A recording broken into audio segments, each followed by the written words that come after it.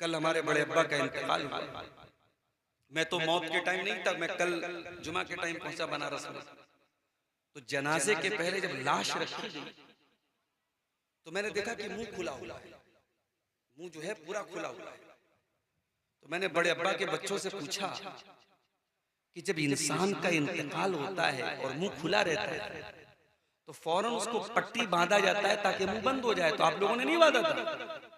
तो उन्होंने कहा कि हम लोग बांधे थे लेकिन फिर खुल गया। अल्लाह, यानी इंसान जिस पोजीशन में मरा है, मरने के बाद पोजीशन भी चेंज नहीं हो पाती। अगर मुंह खुला है तो खुला है, आंखें खुली हैं तो खुली है।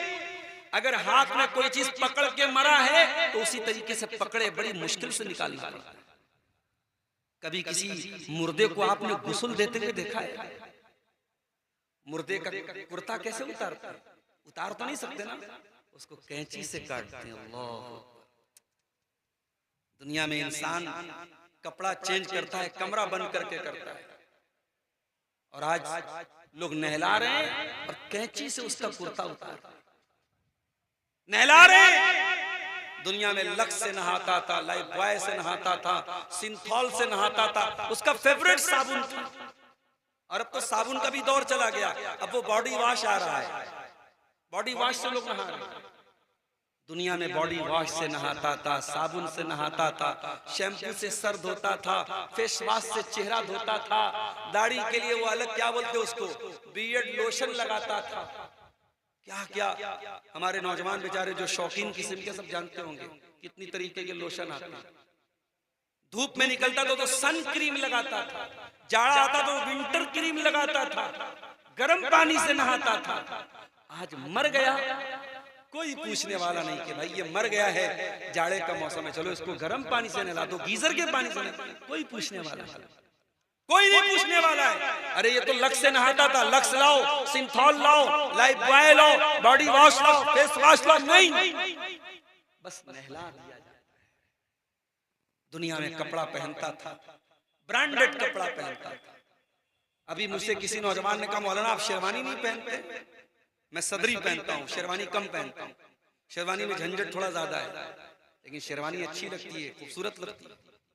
दुनिया में इंसान कितने महंगे महंगे कपड़े खरीदता है, कितने महंगे। बनारस में साड़ी बनती है, बॉलीवुड की एक बहुत बड़ी हीरोइन की शादी हुई तो बनारस से उसका लहंगा गया था, उसमें सोने की जरी का काम हुआ था, 1 लाख या 1.5 लाख का लहंगा था। इतना महंगा कपड़ा पहना जाता है। मरने के बाद कौन लहंगा पहनता है मेरे भाई? मरने के बाद कौन साड़ी पहनता है? मरने के बाद कौन शेरवानी पहनता है? 3 कॉटन की सफेद चादरों में कफनाया जाता है। दुनिया में ब्रांडेड ब्रांडेड करने वालों, हमारी औकात यही है, मरोगे तो 3 कॉटन की चादरों में कफनाया जाता है। दुनिया में स्कॉर्पियो लेके घुमा करता था, बोलेरो लेके घुमा करता था, फॉर्च्यूनर लेके घुमा करता था, ऑडी लेके घुमा करता था।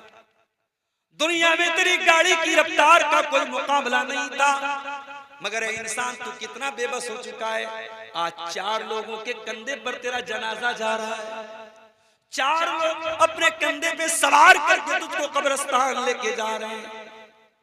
जनाजे की नमाज हो रही है, इमाम साहब जनाजा पढ़ा रहे हैं, और हाय हाय तू इतना बदनसीब था, तेरे बच्चों ने पूर्णिया के सबसे महंगे स्कूल में पढ़ाई की थी, तेरी बेटियों ने सबसे महंगे स्कूल में पढ़ाई की थी, मगर तेरा एक बेटा भी इस लायक नहीं, एक बेटी भी इस लायक नहीं कि तेरी जनाजे की नमाज पढ़ सके।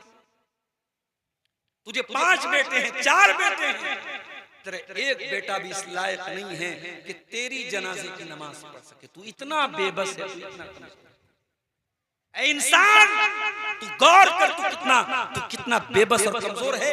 तेरा जनाजा हो रहा है, तेरा अपना बेटा जनाजा की नमाज की दुआ तक उसको नहीं आती। जनाजा हो गया, कब्र में उतारा गया, कब्र में लेटा दिया गया, तख्ता लगा दिया गया, मिट्टी डाल दी गई, रिश्तेदार आ रहे हैं मिट्टी दे रहे हैं, बच्चे आ रहे हैं मिट्टी दे रहे हैं, सब लोगों ने मिट्टी दी और मिट्टी दे के हाथ झाड़ के चले गए।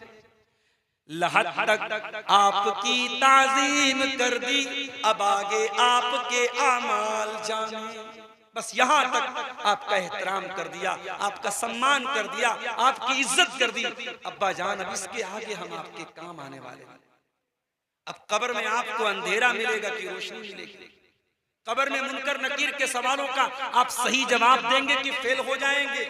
आपको सांप बिच्छू काटेंगे या जन्नत की खिड़की खुलेगी? अब ये तय करेगा आपका अमल, ये तय करेगा आपका ईमान। न वहां औलाद काम आएगी, न बीवी काम आएगी, न बच्चे। वमल हयात दुनिया इल्ला मताउल गुरूर।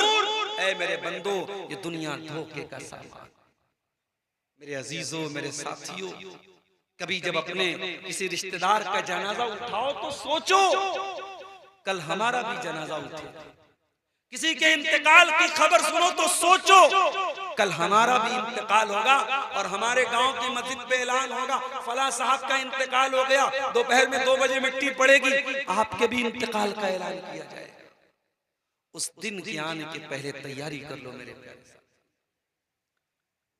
इक़्तरब लिन्नास हिसाबुहुम वहुम फी गफलतिन मुरिदून। ऐ लोगों, तुम्हारे हिसाब का टाइम करीब आ चुका है, तुम्हारे इम्तिहान का टाइम करीब आ चुका है, लेकिन तुम गफलत में पड़े हुए हो, तुम गाफिल पड़े हुए हो। तुमको जर्रा बराबर परवाह नहीं कि इम्तिहान में मेरा क्या होगा, मैं पास हो जाऊंगा या फेल हो जाऊंगा। तुमको अपने इम्तिहान की कोई चिंता नहीं है, कोई फिक्र नहीं। मेरे अजीजों, उस जिंदगी की फिक्र करो। अल्लाह की कसम, हमारे प्यारे नबी सल्लल्लाहु अलैहि वसल्लम ने उस जिंदगी की फिक्र की, आपके सहाबा ने उस जिंदगी की फिक्र की। अल्लाह के प्यारे नबी का इंतकाल होता है, सोमवार के दिन आपका इंतकाल हुआ और इतवार के दिन आपके घर में जो चिराग जलाया गया, उस चिराग की का जो तेल था वो पड़ोसी से उधार लिया गया, पड़ोसी से उधार लेके तेल जलाया गया। आपका इंतकाल हुआ तो आपकी जो ज़रा थी वो एक यहूदी के यहाँ गिरवी रखी गई थी और बदले में 30 सा जौ लिया गया था। 30 सा जौ के बदले आपकी ज़रा गिरवी रखी गई थी। आपका इंतकाल हुआ, आपने अपने बच्चों के लिए न सोना छोड़ा, न चांदी छोड़ी, न दुनिया की जायदाद छोड़ी। हाँ, आपने छोड़ा तो कुरान छोड़ा, आपने छोड़ा तो सुन्नत छोड़ा, आपने छोड़ा तो शरीयत को छोड़ा। आपने मैसेज दिया, ऐ दुनिया वालों, अपनी औलाद के लिए कुछ बनाओ या ना बनाओ, आखिरत बना लो। अपनी औलाद को कुछ दो या ना दो, ईमान दे दो, तौहीद दे दो, अकीदा दे दो, सही चीज दे दो। नबी का इंतकाल हो गया। नबी के इंतकाल के बाद हजरत अबू बकर सिद्दीक को खलीफा बनाया गया। हजरत अबू बकर 2.5 साल के बाद इंतकाल हो जाता उनका। इंतकाल के पहले हजरत अबू बकर सिद्दीक बीमार पड़ जाते हैं। आपकी बेटी हजरत आयशा से मिलने के लिए आती है। बेटी बाप से मिलने के लिए आई है। ओ लोगों, तुमने तो बेटियों को पराया बना दिया। तुम तो कहते हो बेटी पराया माल होती है। तुम तो शादी करने के बाद अपनी बेटियों से कोई नाता नहीं रखते, कोई ताल्लुक नहीं रखते। मगर अल्लाह की कसम, मेरे नबी ने ये तालीम नहीं दी। बेटी न शादी के पहले पराई होती है, न शादी के बाद पराई होती है। बेटी हमेशा अपनी होती है। और आज भी गवाह है दुनिया कि जब बाप बीमार होता है, बेटा बाद में हाल चाल लेने आता है, बेटी पहले हाल चाल लेती है। बेटा उसी घर में है, बाप की परवाह नहीं है, माँ की परवाह नहीं है। बेटी अपने ससुराल में है, लेकिन फोन करके पूछती है, अम्मा तुम कैसी हो, अब्बा तुम कैसे हो। अब्बा की और अम्मा की हाल चाल बेटी अपने ससुराल से लेती है। मेरे साथ बेटियों को पराया न समझो मेरे भाई, बेटियों को हमेशा अपना समझो। हजरत आयशा अपने बाप को देखने के लिए आई।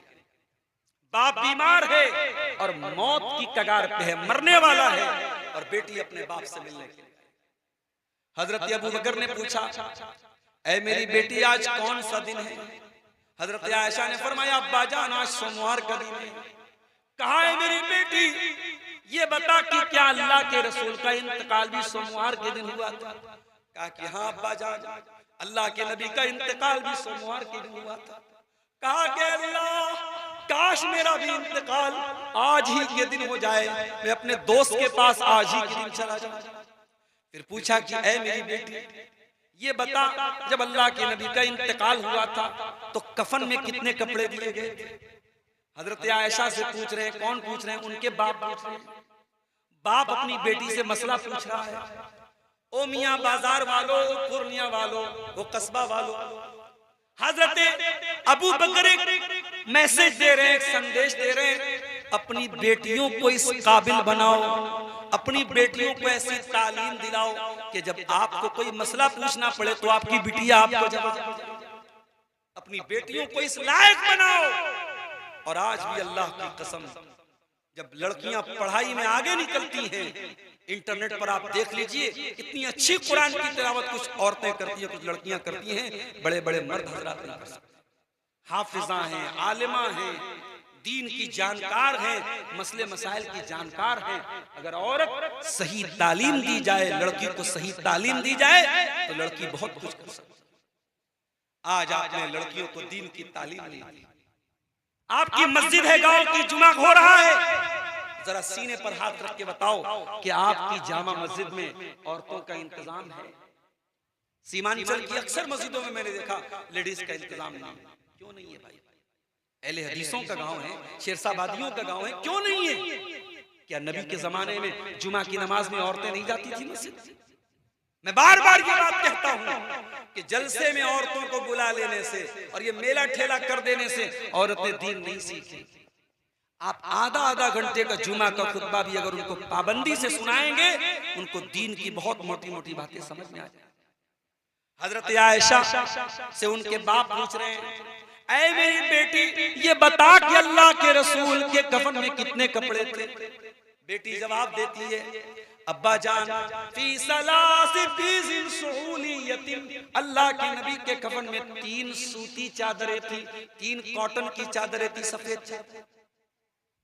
हजरत अबू बकर ने कहा, ऐ मेरी बेटी, एक तो ये कपड़ा है जो बीमारी में वो पहनते थे, कहा एक कपड़ा ये ले लेना और 2 चादर और ले लेना और 3 चादरों में मुझको कफनाना जैसे नबी को कफनाया था। पता ये चला सहाबा हमारी तरह रस्म और रिवाज की पाबंदी नहीं करते थे, सहाबा सुन्नत की पाबंदी करते थे। अभी एक साहब ने व्हाट्सएप पर सवाल पूछा, मौली साहब खतना की दावत करना कैसा है? बच्चे का खतना कराया, मुसलमानी कराया, उस मौके पर दावत देना कैसा है? मैंने कहा देखो भाई, खतना की दावत हराम तो नहीं है, नाजायज तो नहीं है, बिदअत तो नहीं है। आप किसी भी मौके पे दावत दे सकते हैं, शरीयत आपको मना नहीं करती। मगर आप गौर कीजिए, ये जो हम खतना करते हैं, ये इस्लाम का एक हुक्म है। जिस तरीके से अल्लाह के नबी ने दाढ़ी को बढ़ाने का हुक्म दिया, मूंछों को कतरने का हुक्म दिया, बगल के बाल साफ करने का हुक्म दिया, शर्मगाह के बाल साफ करने का हुक्म दिया, नाखून को काटने का हुक्म दिया, उसी तरीके से अल्लाह के नबी ने खतना करने का भी हुक्म दिया है। ये आपकी ऐसी सुन्नत है जिसका ताल्लुक फितरत से है। मैंने कहा खतना का ताल्लुक इस्लाम से है, इस्लाम ने खतना का हुक्म दिया है। और जाहिर है सहाबा भी अपने बच्चों का खतना कराते थे, मगर हमें कोई दलील ऐसी नहीं मिलती कि सहाबा ने अपने बच्चों का खतना किया हो और खतना पर दावत दी। इसलिए ऐसी दावत जो सहाबा के दौर में हो सकती थी मगर सहाबा ने नहीं दिया है, हमें और आपको उससे अवॉइड करना चाहिए, उससे बचना चाहिए। आज हमारे यहाँ जनाजे में, मैं तो कभी कटिहार के किसी जनाजे में या पूर्णिया सीमांचल के किसी जनाजे में शामिल नहीं हुआ, मगर मैं देखता हूँ कि अपने अहले हदीसों में भी जनाजे में बहुत सारी बिदअत आ चुकी है। अभी हमारे बड़े अब्बा का इंतकाल हुआ, अब चारपाई को, मैयत की चारपाई को घर से निकालना है। अब उसमें मसला पैदा हो रहा है कि सर की तरफ से निकाला जाए कि पैर की तरफ। भैया कोई मसला नहीं, सर की तरफ से निकालो चाहे पैर की तरफ से निकालो, कोई मसला नहीं। मसला हमने बना के रखा। बनारस में कहीं कहीं देखता हूँ जनाजा जब मैयत को दफनाते हैं तो बैर की पत्ती डालते हैं उसके साथ, कोई सबूत नहीं मिलता। कहीं कहीं मैयत को दफन करने के बाद, अहले हदीसों में तो रिवाज नहीं, दूसरी जमात वालों क्या है कि दफन करने के बाद खड़े होकर अजान देते हैं, पूरी अजान देते हैं। मैंने एक भाई से पूछा, भाई अजान क्यों देते हैं? कहा कि हदीस में आया है अजान देने से शैतान भाग जाता है। अब ये बेचारा अभी कब्र में गया है, मुनकर नकीर आएंगे, इससे सवाल पूछेंगे तेरा रब कौन है, तेरे नबी कौन है, तेरा दीन क्या है, और शैतान आके बहकाएगा, इसलिए हम अजान दे रहे कि शैतान भाग जाए। मैंने कहा वाह रे वाह, बड़ी दूर की तुझे सूझी है, तुझे समझ में आ गई बात कि अजान देने से शैतान भाग जाएगा। मेरे नबी को क्यों नहीं समझ में आया? मेरे नबी ने क्यों नहीं बताया कि अजान दे दो मैयत को दफन करने के बाद अजान?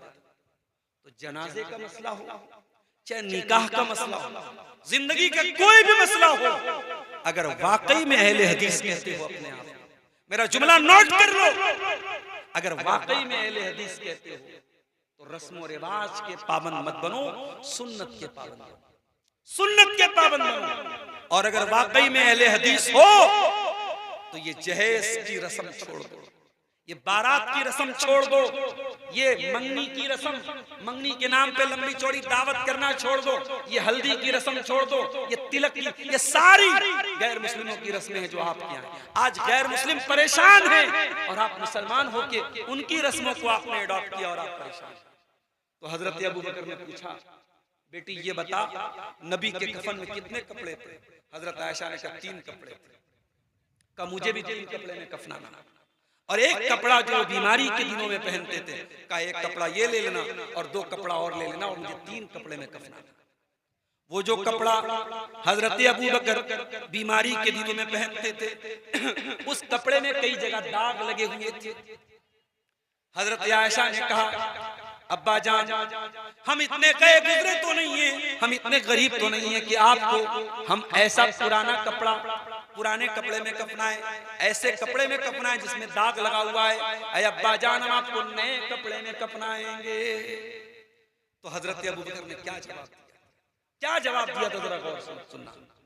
फरमाया इन्नल हय्या अहक्कु बिल जदीद, ऐ मेरी बेटी मैं तो मरने वाला हूं, और मरने वाले को नया कपड़ा नहीं देते, नया कपड़ा तो जिंदा को देते हैं। ऐ मेरी बेटी मुझे नए कपड़े का कोई शौक नहीं है, मुझे पुराने कपड़े में ही कफना देना, जैसा कपड़ा मौजूद है उसी कपड़े में मुझको कफना देना। ये अबू बकर सिद्दीक थे मेरे प्यारे। हजरत उमर को देखिए, इंतकाल का टाइम है, आखिरी टाइम। अबू लूलू फिरोज ने हमला किया, पेट पर नेजा मारा, खंजर मारा, हजरत उमर की अतड़ियां बाहर निकल गई, मुसल्ले पर गिर पड़े। घर लेके आया गया, डॉक्टर आए, तबीब आए, वैद आए, हकीम आए, दवाएं दी गई, दवाएं सब बाहर निकल गई। हजरत उमर को यकीन हो गया अब मेरा आखिरी टाइम है, इंतकाल का टाइम है। हजरत उमर के चेहरे पर घबराहट है। किसी ने कहा है उमर इतना घबरा क्यों रहे हो? आप तो अल्लाह के नबी के बड़े प्यारे साथी हैं, बड़ा साथ दिया है आपने इस्लाम का, बड़ी मोहब्बत करते थे अल्लाह के नबी आपसे, आपको इतना परेशान होने की जरूरत नहीं। हजरत उमर ने फरमाया लौ अन्ना ली तिलाअल अर्ज़ि ज़हबा लफ़दैतु बिही मिन अज़ाबिल्लाहि क़ब्ल अन अरा। कहा कि ऐ लोगों, मैं तो ये चाहता हूं अगर जमीन भर के सोना भी मुझको मिल जाए और अल्लाह ताला ये कह दे कि ऐ उमर तू जमीन भर के सोना दे दे और मैं तुझको अपने अजाब से बचा लूंगा, तो उमर उसके लिए भी तैयार है। मैं जमीन भर के सोना दे करके अल्लाह के अजाब से बचने के लिए तैयार हूं।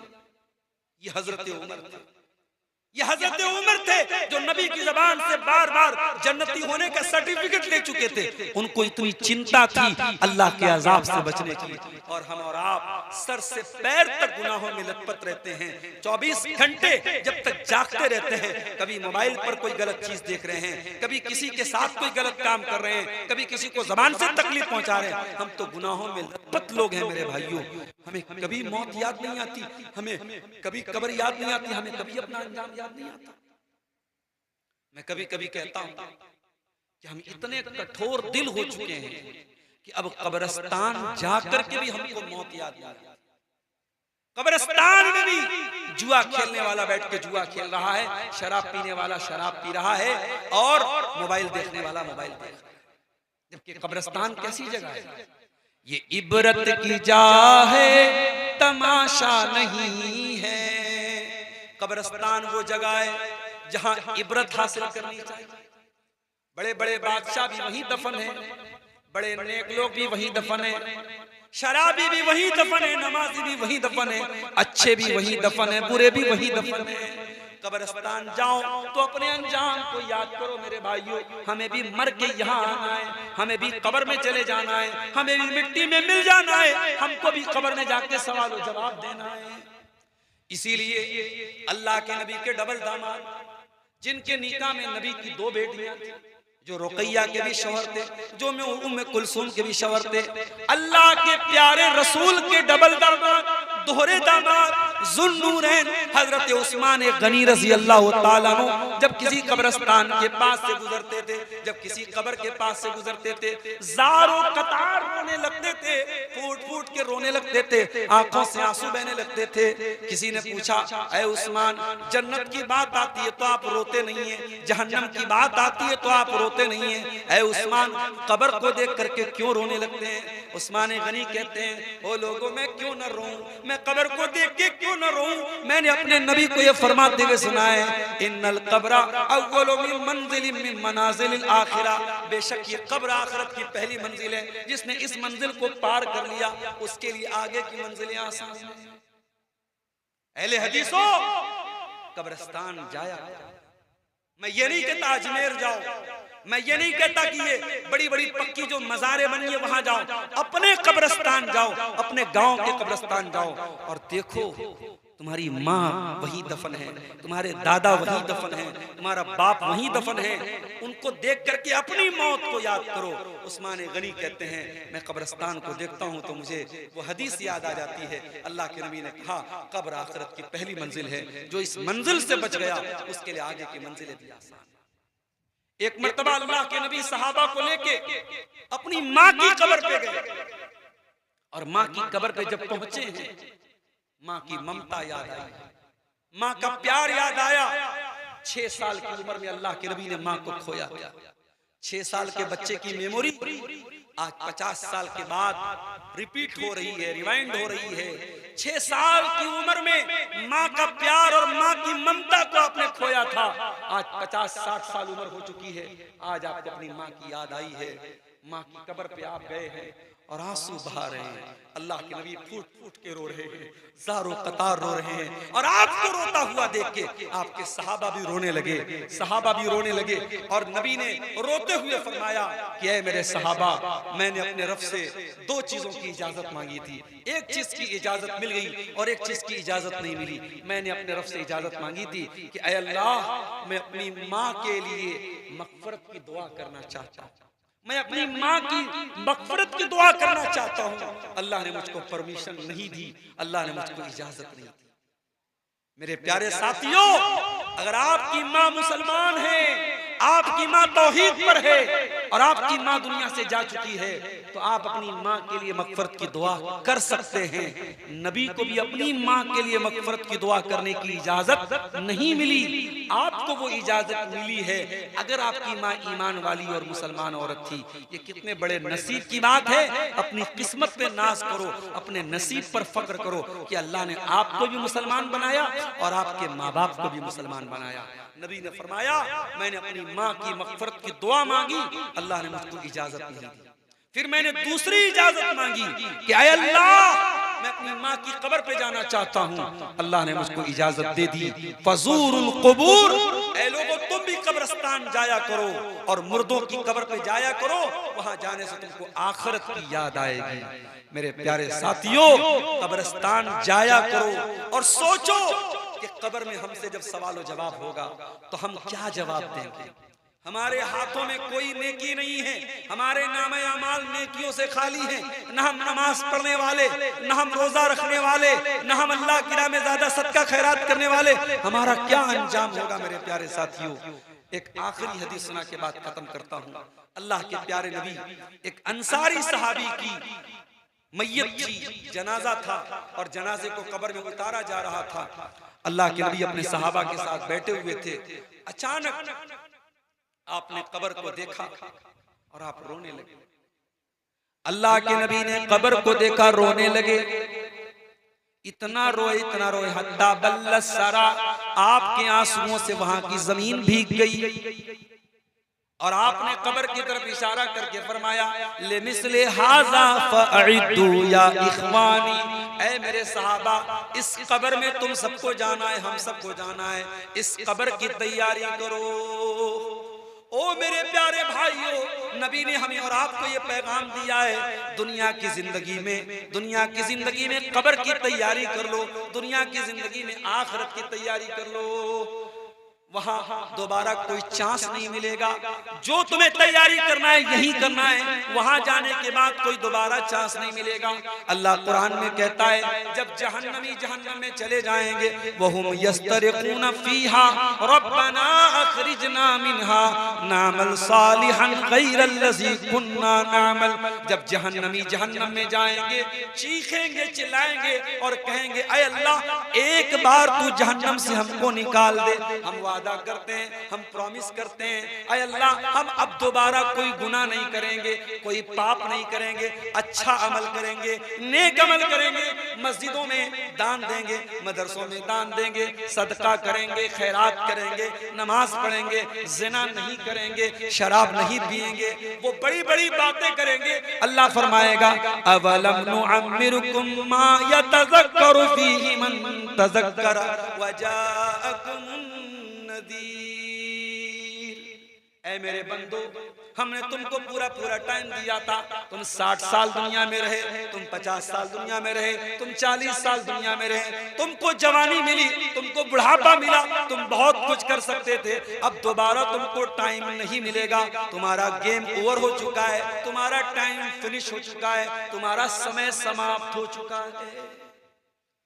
तो मेरे प्यारे नौजवान साथी, इस जवानी में अल्लाह को राजी और अल्लाह से जब बात करो तो ऐसे गिड़गिड़ा के बात करो, ऐसे गिड़गिड़ा के अल्लाह से माफी मांगो जैसे बच्चा अपनी माँ के सामने तड़पता है।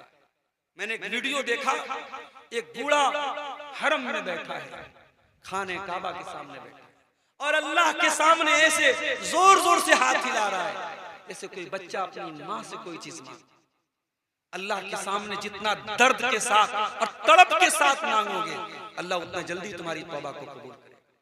मेरे भाइयों, तौबा कर लो, इसके पहले कि तौबा का चांस खत्म हो जाए, इससे पहले कि अल्लाह ताला के यहाँ गेम ओवर हो जाए, समय समाप्त हो जाए और मौत का फरिश्ता आ करके आपकी सांसों की डोर को तोड़ दे, आपकी सांस चलना बंद हो जाए, आपका दिल धड़कना बंद हो जाए, आपकी नब्ज चलनी बंद हो जाए, उसके पहले तौबा कर लीजिए, अल्लाह से माफी मांग लीजिए। और जब अल्लाह से तौबा करेंगे तो कितना बड़ा भी गुनहगार हो, अगर सच्ची तौबा करेगा अल्लाह उसको माफ करने को तैयार है। अगर अल्लाह की तरफ आप एक बित्ता चलेंगे अल्लाह आपकी तरफ एक हाथ चलेगा, आप एक हाथ चलेंगे अल्लाह आपकी तरफ एक गज चलेगा, आप चल के जाएंगे अल्लाह ताला दौड़ के आपके पास आएगा। आप अल्लाह की तरफ रुजू तो कीजिए, आप अल्लाह से तौबा तो कीजिए, आप अल्लाह से माफी तो मांगिए। ये रात का सुहाना वक्त है मेरे प्यारे साथियों, इस वक्त दुआएं कबूल होती हैं, इस वक्त अल्लाह ताला आसमान दुनिया पर उतरता है, नाज़िल होता है और कहता है कि ऐ मेरे बंदो, है कोई मांगने वाला जो मुझसे मांगे और मैं उसकी दुआ को कबूल करूं? है कोई माफी मांगने वाला? है कोई मग़फ़िरत तलब करने वाला जिसकी मैं मग़फ़िरत कर दूं? इस सुहाने टाइम में मेरे प्यारे साथियों, घर जाके मोबाइल में न लग जाना, रील्स न देखने लगना, गुनाहों के बाजार गर्म न कर देना।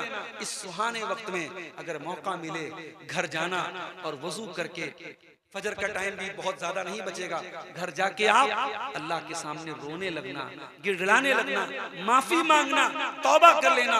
और क्या पता कि वो तौबा के जो आंसू निकलेंगे आंखों से, वो आंसू हमारे गुनाहों की सारी आग को बुझा देंगे। दुनिया के किसी पानी में वो पावर नहीं है, तो तौबा के आंसुओं में जो पावर है मेरे प्यारे साथियों। अल्लाह के नबी ने फरमाया ला यलिजुन नार रजुलन बका मिन खशियतिल्लाह, वो इंसान जिसकी आंखों से अल्लाह के खौफ से आंसू बहता हो वो इंसान जहन्नम में नहीं जा सकता है, वो आंखें जहन्नम में नहीं जाएंगी। अपनी आंखों को रोने की आदत डलवाओ मेरे भाइयों, अपनी आंखों से अल्लाह की बारगाह में आंसू बहाने की आदत डालो। दुआ है रब्बे करीम से रब्बुल आलमीन हमें और आपको नेक अमल करने की तौफीक अता फरमाए। रब्बुल आलमीन हमें जिंदगी में ही मौत के बाद की तैयारी की तौफीक अता फरमाए। रब्बुल आलमीन हमें कब्र के अंदर की जो जिंदगी है उस जिंदगी को बेहतर बनाने की हमें तौफीक अता फरमाए। अल्लाह हमारी कब्र की मंजिलों को आसान फरमाए। अल्लाह मैदान महशर की मंजिलों को आसान फरमाए। रब्बुल आलमीन जिस इदारे के लिए आज का ये प्रोग्राम हुआ है इस इदारे को मजीद तरक्की अता फरमाए और हमें तौफीक दे कि हम इस इदारे को हम तरक्की दें, इस इदारे का साथ दें और इस इदारे से जो बच्चे और बच्चियां पढ़ें अल्लाह ताला उन्हें दीन का सच्चा खादिम बनाए। रब्बुल आलमीन हम में से जो बीमार हैं उनको शिफाए कामिला अजला अता फरमाए। जो रोजी रोटी से परेशान हैं अल्लाह उनके कारोबार में बरकत नसीब फरमाए। जिनके माँ बाप दुनिया में हैं अल्लाह उनको अपने माँ बाप की खिदमत करने की तौफीक दे और जिनके माँ बाप दुनिया से जा चुके हैं अल्लाह उनके माँ बाप की मग़फ़िरत फरमाए। आपके स्टेट में इलेक्शन होने वाला है, मैं बगैर किसी पार्टी का नाम लिए हुए यही दुआ करूंगा अल्लाह इस स्टेट में, इस राज्य में, इस सूबे में ऐसी हुकूमत लाए जो इंसानियत के साथ चले, न्याय के साथ चले, जस्टिस के साथ चले, जो लोगों के साथ अन्याय न होने दे, अत्याचार न होने दे, जो लोगों को उनकी मूलभूत सहूलतें दे, जो लोगों को खुशहाल जिंदगी गुजारने के लिए जो है तैयारी करे। अल्लाह ताला इस स्टेट को, इस सूबे को अल्लाह ताला ऐसे हुक्मरान अता फरमाए। रब्बुल आलमीन हमारे पूरे मुल्क की हिफाजत फरमाए। हमारे मुल्क को अल्लाह ताला जालिमों के जुल्म से, शरीरों के शर से महफूज रखे। जब तक हमें दुनिया में जिंदा रखे इस्लाम पर जिंदा रखे और हमारा खात्मा ईमान पर हो। आमीन। व आखिर दावाना अनिल हम्दुलिल्लाहि रब्बिल आलमीन। अस्सलामु अलैकुम।